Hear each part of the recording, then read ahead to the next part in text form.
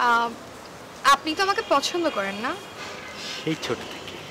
আসলে হয়েছে কি, আমাকে একটা ছেলে অনেক পছন্দ করে, কিন্তু আমার ওকে অতটা ভালো লাগে না। মানে বখাটে টাইপের তো, মেয়েদের পিছে ঘুরঘুর করে, সারাদিন আড্ডাবাজি, উল্টাপাল্টা মানুষের সাথে মেলামেশা, তো আমার এগুলো আসলে ভালো লাগে না।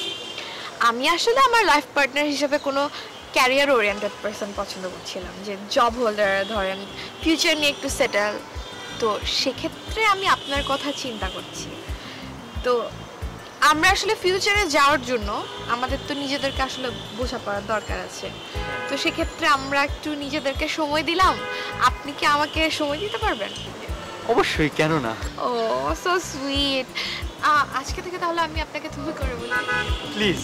ঠিক আছে, তাহলে আজকে আমরা কোথায় ঘুরতে পারি বলেন তো?